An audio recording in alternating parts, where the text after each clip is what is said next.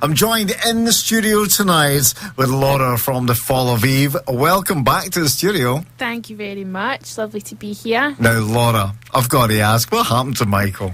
Michael is currently sitting at home, rather unwell. He's got, we think, maybe a wee bit of a throat infection or something, but he's feeling very sorry for himself, so he's sitting at home with a hot cup of tea and the dog and the cat giving him sympathy. Oh, wow. Now, the last time we had you on here, the EP had not long come out. Yep. And that's done very well for you, because it's brought your attention, the music of The Fall of Eve, to a bigger audience, which we will talk about later on, because you had a fantastic experience down in England at a festival. But the album Eternal Embrace, when is that coming out? We're looking at hopefully the end of the summer, the start of autumn. All the tracks are coming through. We're getting them through on a regular basis, and obviously we then make wee tweaks and wee changes. Can we have that on a violin instead? Things like that. But they're all coming through. They're sounding great, and hopefully we'll have the whole thing done and sent out and online by maybe end of September-ish. That's not that far away, so that's pretty good going. Anyway, The Fall of Eve, let's take a track from their debut EP called Calls from the Horizon. This is Shields of Faith. We were just saying there, while the track was playing, that must seem such a long time ago. Yeah, I mean, from even when it was released, that was 2013, but the songs have been in different carnations, rewrote and ripped to bits and sewn back together since 2011. So there was a 2-year period of us working on those songs. So by now we're sort of going, do we have to play it again? Okay, we'll play it again. Everybody likes it, it's fine. But the thing is, I mean, okay, it's good to sit and write a song, but then, because it's The Fall of Eve and you get that big sound, all the time is probably working out orchestrations and things. Yeah, well, I like to sit, and I'm classically trained, played in orchestras and things. I'm a clarinetist originally. I'll generally have a basic idea of, we would like a string part here or a brass part here or things like that, and then we'll leave it up to Philip. He'll come back with something and we'll say, can we change this, can we move that there, can we have more of this? Yeah. And we'll sort of do that, but we have a general idea of what we would like when we start the writing process. Let's leave Calls from the Horizon behind and let's move forward to tracks from the Eternal Embrace. Now, the first track that I've been playing on the radio is, of course, Destiny. Yes. Now, the thing I love about Destiny is I love it's been like a local cottage industry down here, because you made the video, you used urban locations, yes, and you also used an urban-based film company. Tell us all about it. Well, the Destiny video, we spent a lot of time liaising with North Ayrshire Council to have proper permissions to film at Irvine Beach and in the Trinity Church, which was brilliant, because the Trinity Church at the time was just a blank canvas and we could just fill it with smoke from a smoke machine and big fans, and it was great. We had Rob Wallace Media, Hingway Films, Rob and Greg come down and do all the filming, do all the editing. They were great. They were particularly excited about building the fire down the beach, which was, I think, a high point for them, because they quite like to get the lighter fluid out and have at it. But it was great to just keep everything as local as we could. The next video we do, it's all going to be local again. Yeah. And we just think it's great to be able to use local businesses and big up the local economy as much as we can. I remember when we were chatting on Facebook one night, you told me that you would love to use the Trinity Church. Yeah. And you didn't know how to go about it. Is there going to be lots of hoops to jump through? Yeah. But I knew you would get it in the end. Well, it was one of those things, we looked online, we were told it was under the care of one person. They says, oh no, it's under another person. We had about 3 or 4 phone calls back and forth. We were told we couldn't use it because there was an exhibition on. And then about a week before filming, when we were completely frantic, pulling our hair out, where can we film this? We got a phone call back from Leslie Forsyth, and gem of a woman that she is. Yes. I had left her a message on her answering machine about 6 weeks previous, and she had never got back to me. They had said, Leslie might be able to find you somewhere else. Speak to Leslie. I'd left her a message, nothing. I thought, okay, she obviously must be very busy. I won't hound her. She phoned and said, there's another room in the Trinity if you want to have a look at it. Like, yes, we do. we met her up there, I think at 8:30 in the morning the next day. Got shown the side part of the building, which was more Susie Turney's than the main part of the building, because it was a smaller area we could have more of an effect of. Yes. And it worked out brilliantly. We were on at the same time as I think it was an exhibition for the Commonwealth Games. That's right, and we even had Domino's delivered us a pizza, and they waited behind the wee curtain we'd set up to try and block out some of the noise. We were going, it's okay, you can come in, it's fine. And there was people, we could hear people behind the thing must be interested to see what was going on, and it was great. I knew that. I knew it would happen. Leslie, fantastic woman, and of course everything to do with the arts. Yeah. And music is part of that, and local music is part of that as well. So you filmed all that part in the church. The first part, if you go onto YouTube and type in The Fall of Eve and type in Destiny, you will get the video. Wonderful video. So you started it off, the performance part of it in the church, and then you went onto the beach. What was the kind of story of the video? Well, the story of the video is that myself and 2 others have been taken to be part of a ritual. That ritual is performed in the hopes that we will be infected, so to speak. You see the sort of the high priestess, her eyes are affected, and unfortunately the other 2 do not pull through the ritual and keel over to the side. And I survive, and you see the eyes change at the end, and it was something we tried to make it sort of work as best we could, and we had tried to keep something that was going to be effective but simple enough to shoot. Yes, that's the thing. It's all one having an idea, but it's got to be able to be shot. Yeah, it's the logistics. Anyway, Laura, we'll play the track. This is The Fall of Eve, and a track. This is going to be on The Eternal Embrace. Yes, it is. This is Destiny. I actually thought you were going to break into song there, Laura. I did a wee bit. Now, you and the band had a fantastic experience. You were down and you made your debut performance at the Dames of Darkness Festival down in Wolverhampton. Yes, we did, and it was fabulous. We were invited down by David Homer, who, if he pays attention, should be listening, because I told everybody I was going to be down and talking about it, and put the links up and says, listen. So if he is, hello, David. He asked us, would we like to open the festival? We said yes, that would be awesome, thank you so much. We'd heard of so many other bands that had played it over the years. This was the first year they did 2 days. Thought, great, we get to open the whole thing. We were a wee bit nervous about, is there going to be anyone there? Will anyone show up to see the first band of a 2-day festival? What if there's no one there and it's a total waste of time? People were saying, no, down here, people show up for the doors opening, it'll all be fine. We went down, we got sorted out. We had a last minute, very, very last minute, the night before rehearsal with our bassist, who we hadn't seen since the day before the Destiny video. Wow. And it was great. There must have been about 450 odd people, and we almost sold out of all of the merch we took, and we were inundated with people wanting signatures, photographs. The photographs that went up online have been amazing. A lot of people with huge cameras, massive lenses, taking major high-def DSLR photographs, and I'm just totally blown away by the amount of people that were saying, oh, you were brilliant, that was your first gig, really, oh my God, and going, I can breathe now, so I did it, okay. Did you manage to get a chance to enjoy some of the music? Well, yeah, the merch booths were in the back of the room where the bands were playing, so you couldn't necessarily see everything, but you could hear it all. I was sort of commandeered into the merch booth all day and had to keep all my stage gear on all day. So there was a lot of leather involved. Describe your stage gear for the listeners. Well, if they haven't seen it on Facebook. If you haven't seen it online, it started with the decorated top hat, and then there's the shirt with the leather underbust waistcoat corset, the jacket that I made, leather trousers, and then heavy duty New Rock knee high steel plate boots. So after about 8 odd hours in all of that get up, it's a long day.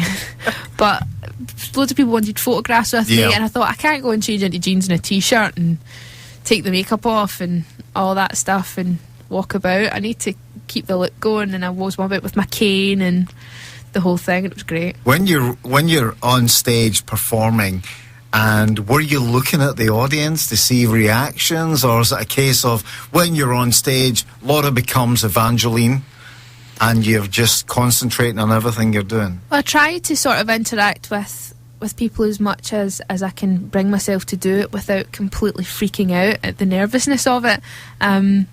Because it was very nerve-wracking, given that it was our first gig, and we tried to sort of just let that go and just do the performance.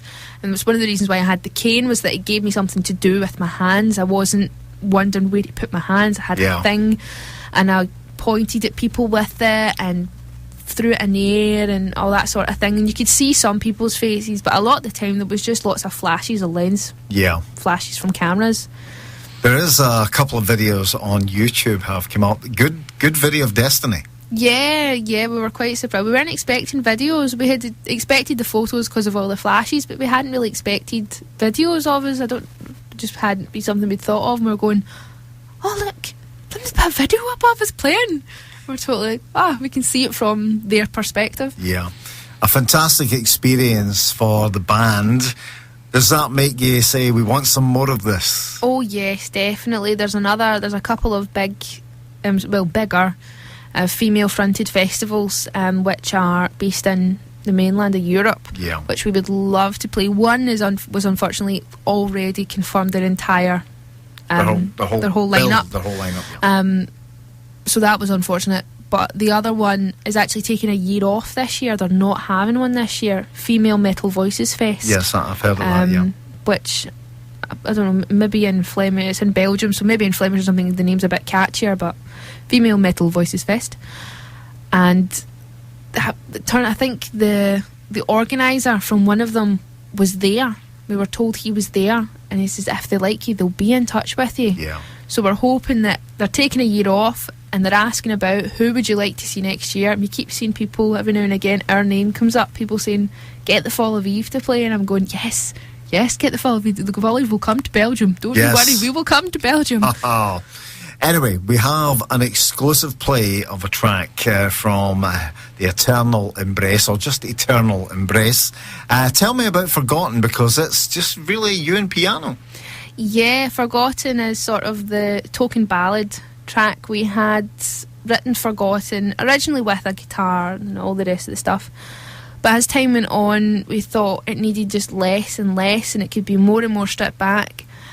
And when it came down to actually recording it, we thought, why not have it just with the piano and a wee bit of strings, keep it really, really bare, and if the piano part is simple enough and I practice very, very, very, very hard, I might be able to learn it, and then when we play it I can actually go out and play the piece, which would be awesome to be able to do that. But you are a multi-instrumentalist anyway. Yeah. You've got that knack of being able to pick things up. Yeah, well, being able to read music is a big, big help. I'm woefully bad at reading bass clef. I still have to figure out what note it is and then write it down.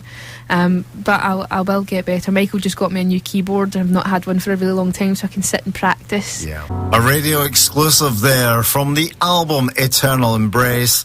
A great ballad, The Fall of Eve and Forgotten. And I asked you, we were chatting there while the song was playing, and I said, what did you think when you got that song through?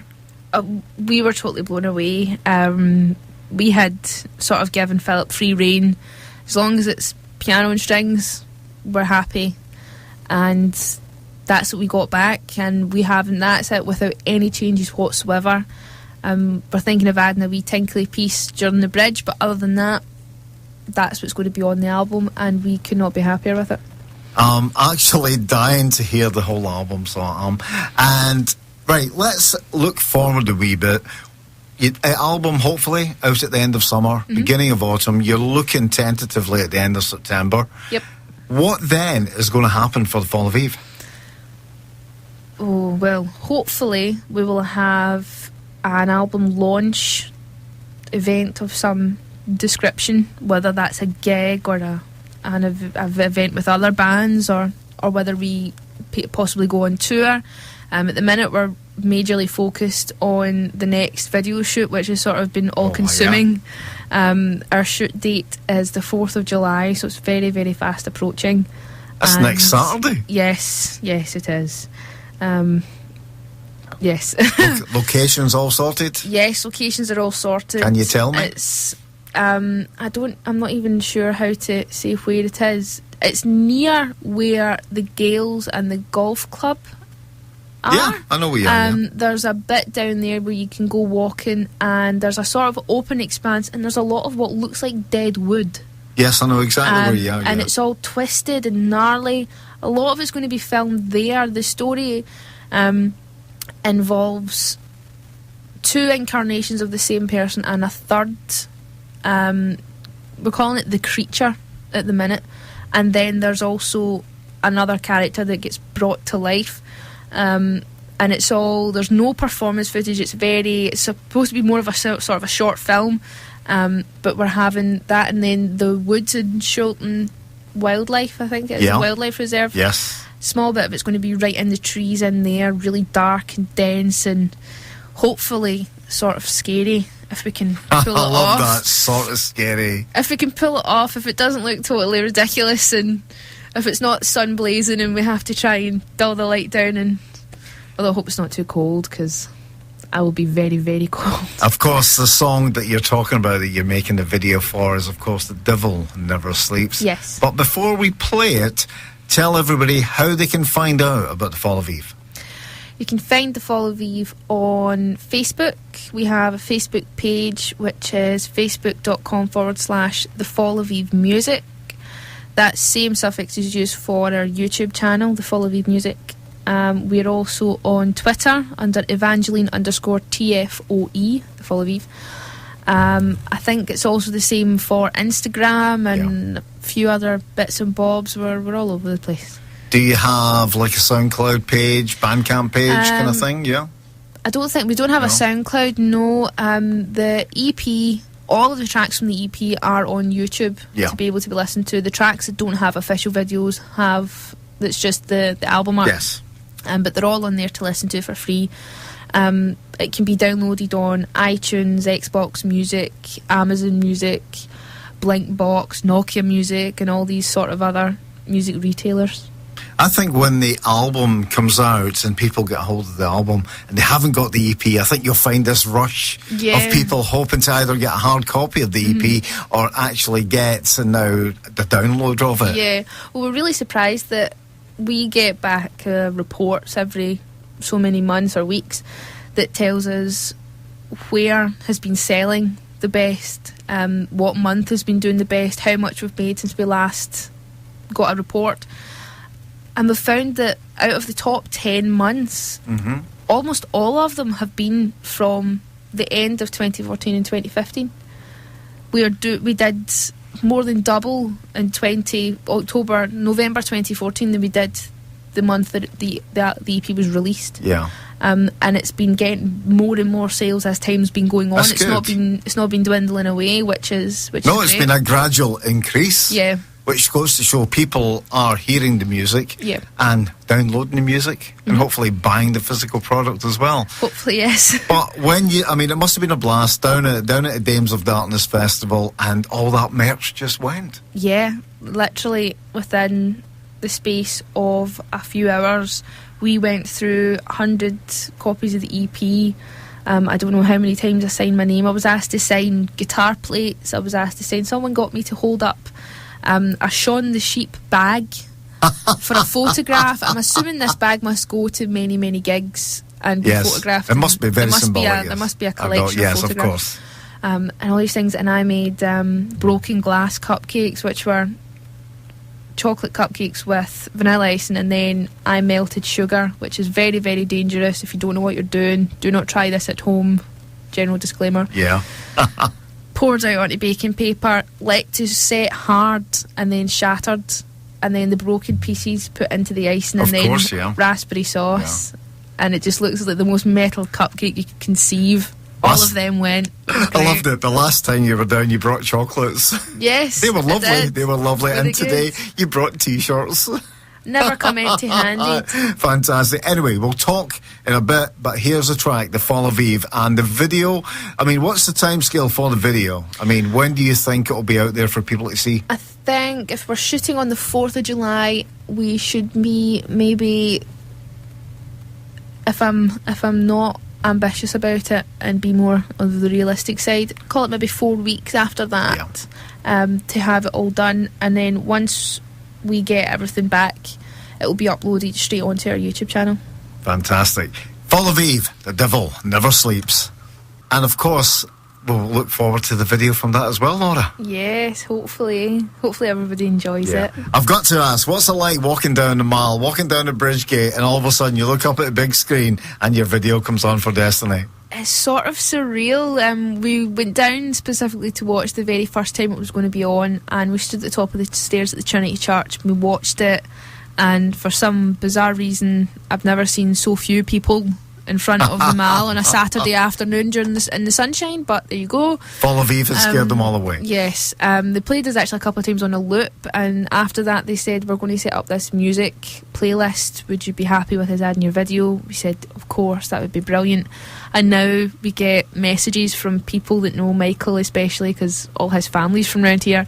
Oh, I seen you on the big screen up at the mall, and he met someone who he used to know through his college and didn't recognise him because he grew a beard and all this, and he was working for the people that stop you to ask you to check your who's cheapest for electricity and these things. And he was talking to, oh, how you doing? And talking away to him about the band, and oh yeah, we did a video and it's getting played on the telly and and he turned around and it had started on the big screen as they were talking in the middle of the street, and he went, oh, that's it there. Wow. Sort of a perfect timing moment. Thank Certainly you, is. North Ayrshire Council. Yeah.